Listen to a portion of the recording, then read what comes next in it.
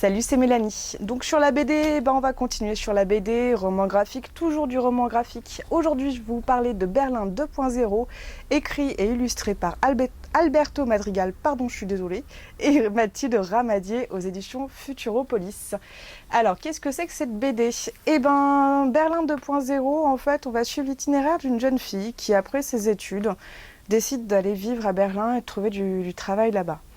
Bon, ça a fait un peu bateau, mais moi j'ai trouvé ça super intéressant parce qu'on est vraiment dans une vision un peu complètement subjective de la chose, mais malgré tout, je pense que ça décrit une certaine réalité. Déjà, d'expatriés. Bon, même si cette jeune fille part pas super loin, elle ne va que à Berlin, entre guillemets, mais quand même. Voilà, comment ça se passe quand on part à l'étranger, comment on se débrouille, comment on fait. Et surtout, ce que j'ai trouvé vraiment intéressant, c'est les différences finalement au niveau du monde du travail entre la France et l'Allemagne.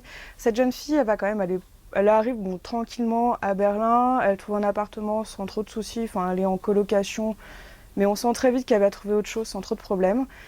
Et en fait, elle va commencer à chercher du travail, elle va commencer à avoir des premiers entretiens.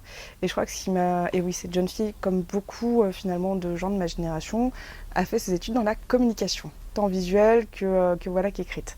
Donc voilà, elle va chercher du travail dans son domaine, elle va pas avoir trop de problèmes pour avoir des entretiens. Après, le seul souci, comme beaucoup, hein, et comme souvent, ça va être la paye. Et là, je vous avoue, pour le coup, même moi, j'en étais extrêmement choquée.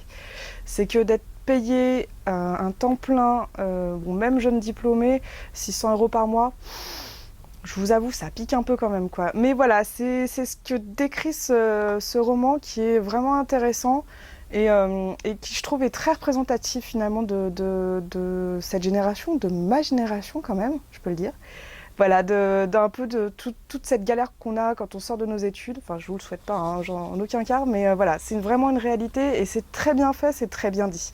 Voilà, Berlin 2.0 aux éditions Futuropolis.